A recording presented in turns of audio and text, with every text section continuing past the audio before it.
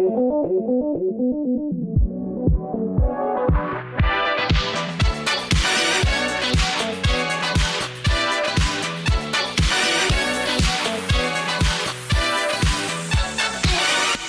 to Sunrise Disco. Welcome to our international audience of people who, for some reason, care very much about our nice little small local parish of St. Anthony of Padua. I am your host today, Linus. You have heard me before.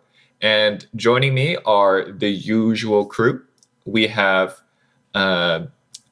Nathan, the Hello. Angelically eloquent Nathan. How are you doing, Nathan? Right. I'm angelic. And then we have the guy who identifies himself as the one who forgets everything all the time, Chris. Sorry, who? No. Haha, funny joke. Yes, I see what you did there. It's me. It's me. It's Chris. Happy Ascension, everyone, because everybody knows that Ascension is supposed to be on a Thursday. Thank you, yes. people. This weekend we are still celebrating Ascension. No, Chris. Ascension is on a Thursday. Yes. The only reason that it's moved to a Sunday is because people are too weak to accept another day of obligation. So true. Do you know Easter is not a day of obligation? Isn't that crazy? I find that crazy. That's because it's a Sunday. It's already qualifies it. But right? it needs to have like a mega obligation. Right. And it's covered in the whole, you have to receive communion during the Easter season. I know, but it's like Christmas and New Year's are like specifically, what's it called? They are noted specifically. I think even though Easter's on Sunday, you can still say it. Yeah, but Christmas and New Year's are usually not on Sundays, right? That's the whole point. To call them out. That's true. You should be going to church on Sundays. Talking to you, guy from Florida. And guy from Florida, you also have a day of obligation that we don't, which is lucky for you, actually, because I would love to have. Yep, Immaculate Conception is a day of obligation in the States. Oh, that's a great day of obligation. I know. And I can't believe we don't have it here. That is. I know. For all those Canadian bishops listening to us, please get on that. But yeah, we don't have a viewer submission for this episode, so a question for you guys is, which saint resonates the most with you right now? Nathan, you can go first. I will let you go first, so I have more time. Well, I mean, can I say two saints for different reasons? Yeah. Yeah. Okay. So Saint Thomas Aquinas has been my saint of the pandemic because I have used my unhappiness at wondering why the world has gone crazy and trying to rationalize it. And I was recommended, you should read St. Thomas. And I've read a portion of the Summa, and now I start to understand why God is awesome and people are crazy and silly and very much far from God and need a savior. So he's been really good at being a guide for me to understand our current times. And for another saint I resonate with, I would say Saint Joseph. I know that's a real big cop out for the year of Saint Joseph and all that, but in reality, again, in terms of how to live in a time of some great hardship and living obediently to your faith while having to accept certain realities around you that aren't necessarily the ideal. St. Joseph is a great model of that. He did it so well. He didn't talk about it either. He just did it. And so I lean on him to be like, St. Joseph, help me from stop being a big complainer. And he does to a degree. My wife would be able to tell you if that's true or not. He's like the silent hero almost. Because there's like nothing, almost like nothing written about him, but like it's because he was just good, He was great. Well, and that's one thing I'm learning about the Bible is God's like, the people that get the most. Well, I guess Jesus is the only one that breaks the rule. But the more that is written about a person, the more you learn about how sinful they are and how virtuous they are not. Yeah. Yeah. They live long enough to become a villain. Yeah, actually, there we go. Imagine taking your saint, Saint Thomas Aquinas, and using your second saint to take my saint. So now I have to think of a new saint. Chris, you had a bonus saint to make up to find find an answer, not make up an answer. Doesn't feel like a bonus. I don't know. I always like Saint Paul. I think his conversion story is so crazy. It's like one of the most visually captivating, like, conversion stories in the Bible. You know what I'm saying? And I mean, the fruit of that conversion is the entire, like, 1/3, like last third of the Bible, almost, excluding Revelations and whatever. That's why I got confirmed as under Saint Paul, as my card. But I do also like Saint Peter. Saint Peter's really the boy. Like, I think especially think about what Nathan said about how the more you hear someone written about in the Bible, the more you figure out how sinful they are, and who has less lines than Saint Peter in the New Testament. But I mean, he's the rock that the church was founded on, but he was so ridiculously human that it's hopeful. You know, it's hopeful, and it's good reality to know that someone so human could be entrusted with something so big. Cool. I'm gonna go for an off the board pick because you guys went for some pretty common saints. Some obscure saints, Saint Dymphna. No, come on, Chris. I'm gonna go even more obscure. I'm gonna go for Tekakwitha of the Mohawks. No, she's not obscure. Come on. She's like slightly obscure. I mean, she's not. You only hear her during the Litany of the Saints because we're in Canada. Yeah, but you're also like, she's also like your first go-to for like, oh, I need a Canadian saint other than Margaret Duville and Francois de Laval. Wait, wasn't there another French person? Saint... Yeah, there's more. Saint Andre? Yeah, Andre Basset. Yeah. And Marie de l'Incarnation. The Canadian Martyrs? Yeah, the Canadian Martyrs, even though they preceded the existence of Canada. They were just the martyrs back then. The North American martyrs. The British North American martyrs. There you go. But like you like Saint, I think Kateri is the obviously the one that's not a French Canadian. So true. Anyways, I'm going for none of those saints. I'm gonna go for Servant of God Takashi Nagai. Oh, explain. I want to hear about this saint. Okay, so this saint, well, he's not a saint yet, but he is under investigation, and he's got one of the coolest stories ever. So he was born an atheist.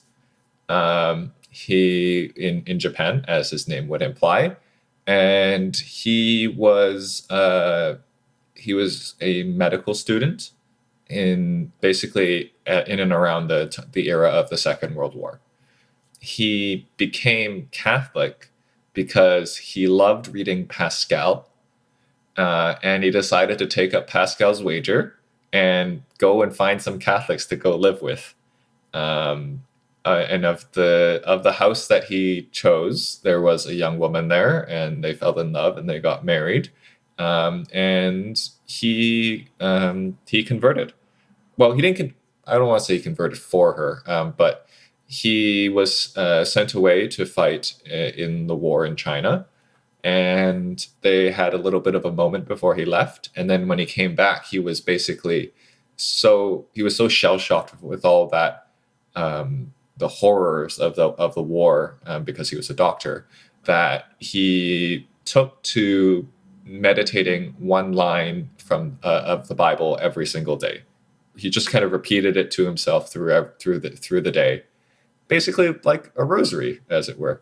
And when he came back, he got himself baptized, he got himself married, and then he at around the same time, he was studying to become one of the very first radiologists in Japan. And so because of that, he was a leader in understanding the effects of radiation and the power of X-rays in modern medicine. And he and his wife had 2 daughters, or a son and a daughter. I apologize. And they had a nice little house by the cathedral in Nagasaki. And so, on a certain day in August, there was after the first atomic bomb went down in Hiroshima, and then the second atomic bomb was intended for somewhere in the Nagasaki region, but because of the heavy cloud cover, the bombers couldn't see the target except for the cathedral. So they dropped the second atomic bomb on the cathedral of Nagasaki, and Takashi Nagai was at the university on that day. He was teaching, and his children were somewhere else as well. But his wife was in the kitchen praying the rosary, and so she was completely atomized. When he realized what had happened and he ran home, the only thing he could find of her was the molten clumps of what used to be her rosary. And so I think it was on the Feast of the Assumption, there was a mass funeral in the remains of the cathedral. And he stood up and he said, like, basically something, he gave a speech as part of his eulogy. And it basically went along the lines of, God chose us to be the people sacrificed to end this horrible war. This war was a result of our culture and our sin to jump into a war that we could not win, and to be a culture so prideful that we refused to accept that we were losing. And so we were chosen out of all the people of Japan to take this sacrifice and be a total holocaust for the rest of the world. So he took that tragedy of losing absolutely everything, and he turned that into a moment to remind us of the dangers of sin and the power of God to forgive even those who can wreak that level of destruction. And then after that, he basically spent the rest of his life giving X-rays and being basically the first doctor that everyone would turn to in all the radiation and all the fallout. I think he gave like 10 times the number of X-rays that a radiologist is recommended to give. And so every X-ray he's giving, he's dying a little bit himself to shed a little bit of light to make somebody's medical afflictions a little bit better. What an interesting saint, hey? That's like a pretty modern one too. Oh, yeah. Yeah. When did he pass away? He passed away in the 70s, I think. Died 1951. That's so sad. Yeah. The story is very sad. Yeah. It's one of my favorite books to read. Is basically the story of his life. It's a book called A Song for Nagasaki, and it just Is it by him? No, it's by a missionary priest in Japan. But he's basically telling the story of his life, his conversion, the war, and his writings. And he was a bit of an artist as well, and there's a beautiful picture of Mary at the Assumption, and then on the other side of that image is a picture of his wife being carried up in a mushroom cloud. That's a crazy depiction, actually. Wow, that's such a heavy story, but like I can see why people resonate with it. It's like taking that entire tragedy but still turning inwards. You know what I'm saying? Like it's hard to not turn inwards there. It's very easy to look outwards in terms of like, especially when tragedy happens. But yeah, it's so virtuous. So insanely virtuous, actually. He was Yes. catechized well. Yeah, I yeah, for sure. couldn't imagine coming to that conclusion if that was my wife. Yeah. I got bombed. I'd be like, so who wants to kill some Americans? I The mean, old flirt to convert by the wife. well, it wasn't really intended to be a flirt to convert, but Just saying it how it is, bro. Just saying yeah. I'm the one that read the book, man. True. Right. She was actually a little bit like afraid of him when he came back from his time serving, because he was so vigorously atheist beforehand. And then now every day he's at daily mass and he's hanging out with the priests and everything. And she's like, what's going on? I'm so confused. Anyways, I think it's a nice little segue, because we're moving on through to our next section in the lesson. And this is a little bit of a two-parter. We've got to kind of wrap up this chapter in this faith study. So today we're going through the section called Love is Proven, and then our next episode is going through that Love is Merciful. And so our next episode, we're going to have a really good discussion with a guest to kind of dive into the prodigal son. But what we're going to go over today is kind of the preamble to that. So this first question, the first question reads, think of someone who loves you. What assures you of this person's love? I can answer first. I mean, I feel like love changes meanings as everyone gets older, and not necessarily older, as in maturity, right? Love could just be like everyone's heard of actions speak louder than words, right? I think that's one of the first things people associate with love when they think about love, or when they're thinking about how to show someone their love. Actions speak louder than words. But I think one of the biggest things that I think shows more is the choice that you make, but also the amount of thought that goes into every choice. Because there are actions, and I used to think you could just do any action that shows love to someone, and it would just show love to them. But I think, especially since I started dating my girlfriend, there's one step above that, and it's every choice is catered towards her well-being, and that's what truly shows love, is that I'm always being considerate of the other person. And I think, and now that I reflect on that, in my life, I feel the most loved when someone is truly considering what is good for me and making a choice for that, as opposed to just doing any action. So yeah, my take, weird take, but a good take, I would say. Nathan, you wanna jump in there? Yeah, can you repeat the question again? Think of someone who loves you. What assures you of this person's love? Well, I mean, that's the easy one. My wife.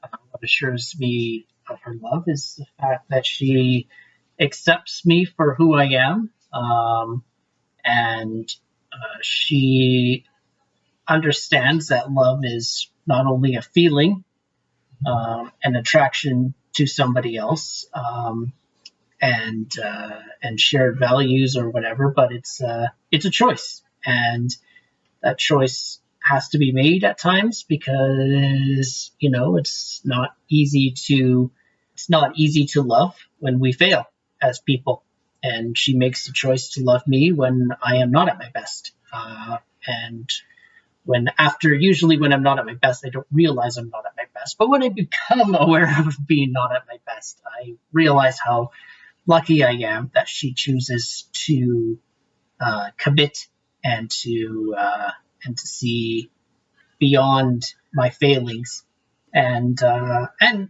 most of all, she's there to do what we're supposed to do as a married couple, and that's to grow in our relationship with Christ as a couple, and to make each other saints. And so, love can sometimes be challenging, because she might be pointing out the truth to me, but I don't want to accept. So, anyway, a whole laundry list of different things that shows that love is proven. Yeah, I think for me, like this is it's a little bit of a sore point for me because I don't, as I've alluded to in previous episodes, I don't really care for the proof. Mm, Um, but I think the action that that kind of signals to me that there is something deeper beyond the surface is when there's a, I guess, like a permission to be defined by the other person, as it were. Like it's a really natural impulse in today's world where you have to define who you are, and nobody else can do that. And that's the same kind of mentality that gets us into people that feel like they don't belong into their in their own bodies, and when they or people that engage so much in their own fantasies that they don't even show up in the real world. But the beauty in I guess being defined by somebody else is that there's a trust that needs to be there within it, because you wouldn't give that privilege to anybody. And there's obviously an element of risk because you have to reveal who you are in that particular moment to allow yourself to be um, guided by somebody who will bring out the best in you. And we kind of do this subconsciously with our parents and letting them parent us and bring us up. Um, and the I guess the stereotypical quote unquote teenage rebellion is always, oh, I'm my own person now. You have to, let me do what I want. And that is one aspect of growing up, but then there's also the element of just letting go of that adult impulse, as it were, and to allow yourself to be loved and just let those people who love you show you and bring out the very best in you, which, as Father Rodney alluded to in his homily a couple weeks ago, is to resume the goal of getting the people you love to heaven. So I guess I've successfully avoided using particular proof, but that assurance is interesting because it naturally demands faith. As St. Paul tells us in Hebrews, right? Faith is the assurance of things that are hoped for. That's beautiful, actually. Faith is the assurance for things that are hoped for. Yes. But yeah, I think the beauty of this is that we've spent the past couple of weeks talking about sin and our own failings and human morality in light of that.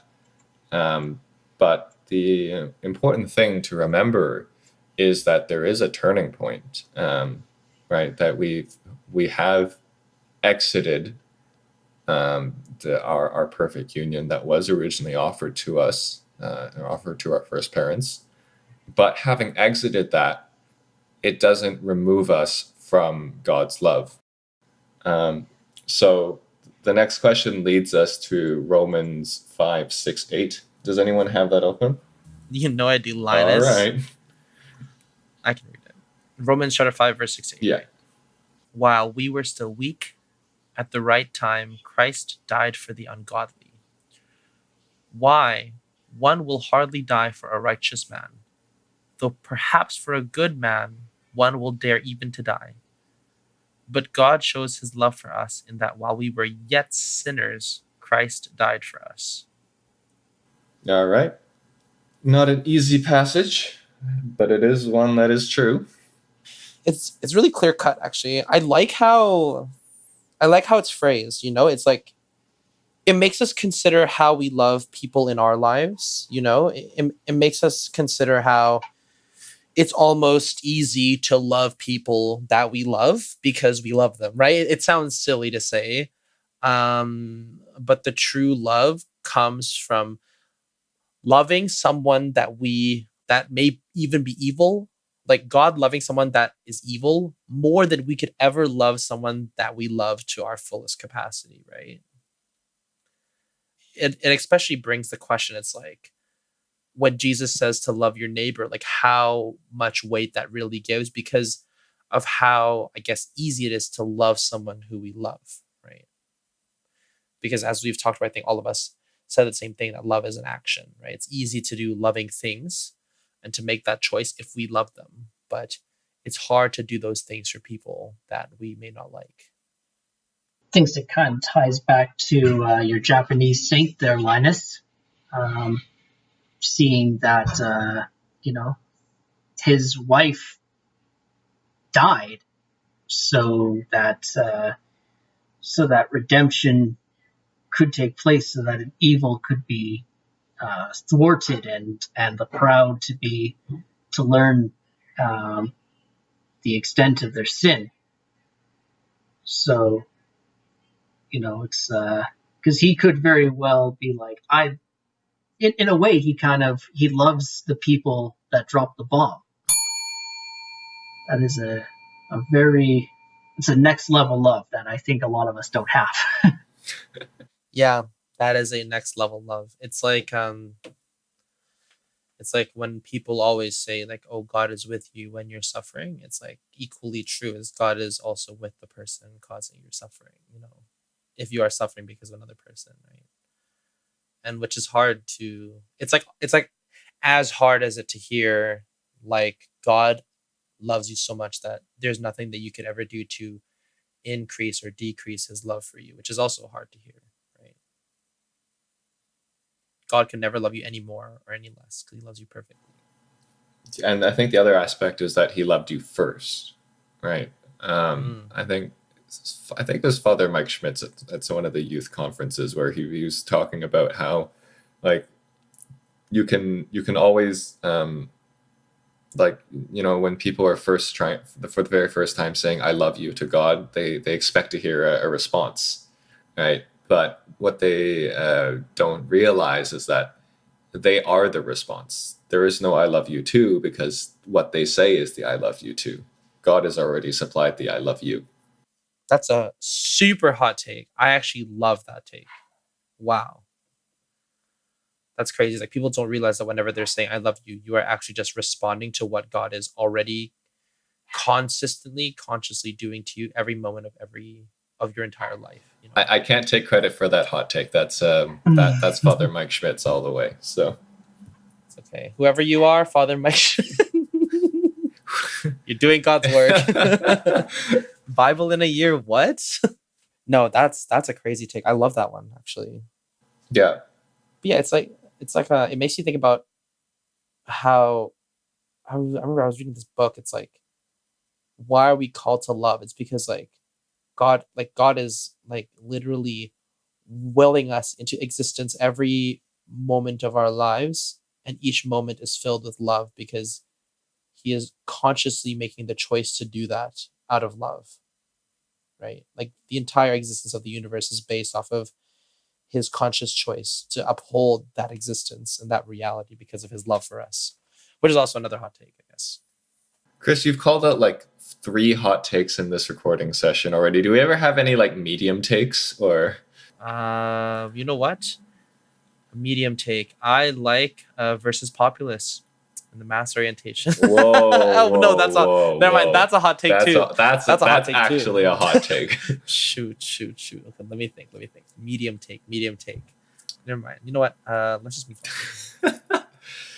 There is a suggested follow-up question. I would love to. Which is points out the fact that Christ has he died for us not knowing, in a sense, that whether or not we would accept it.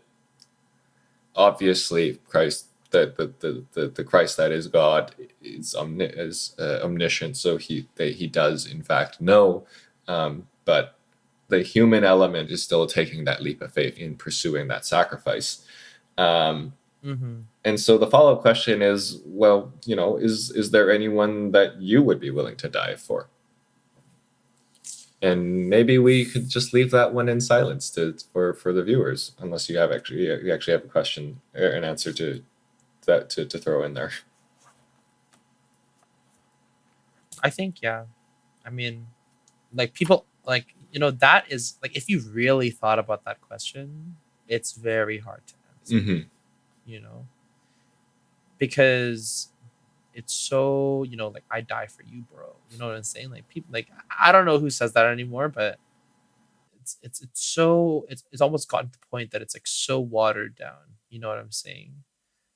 Um, like, to really consider who you would die for, um, and to follow through with conviction, right? Because it requires total conviction to follow through. Because I mean, like, the human condition is, everything is telling you to not, to preserve life, so to speak. So you would need absolute conviction to do so. Um,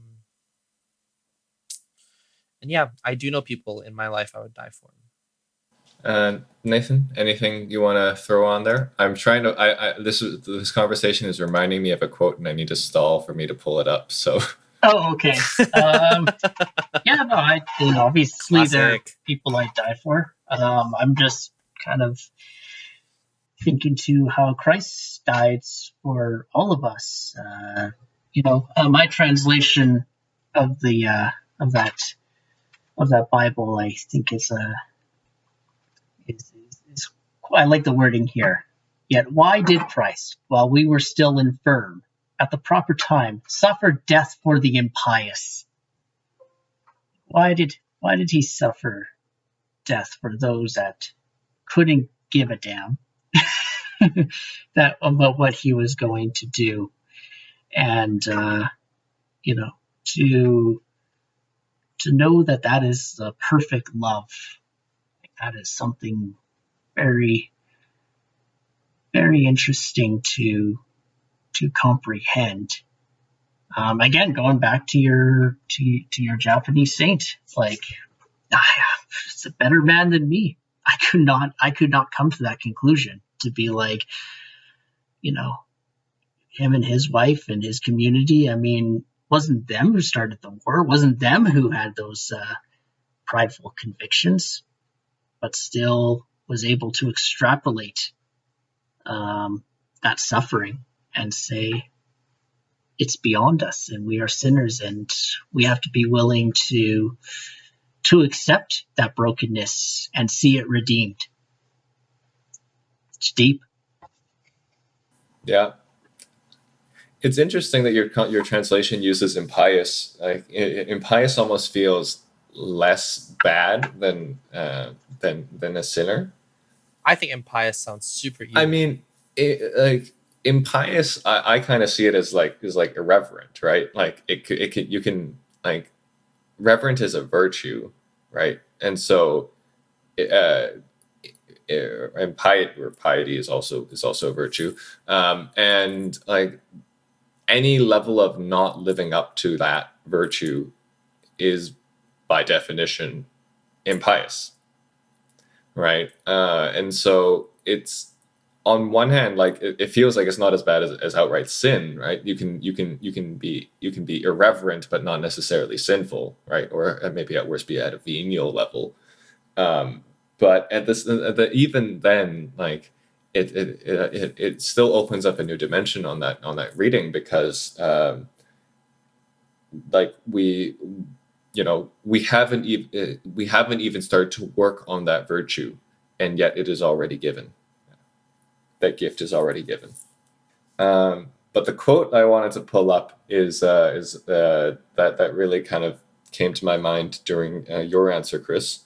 Was a line from The Brothers Karamazov by Fyodor Dostoevsky. And, like, I think it's a really common male fantasy to be like, oh, it's, there's a we're kidnapped with a gunman, and the gunman's pointing it at my, usually it's a love interest, and then I'll say, no, point that thing at me, or I'm going to jump in front of the bullet, or something like that. And I think the beauty in like, obviously, like, those kinds of situations are not common, or through the grace of God, not common within our particular lives.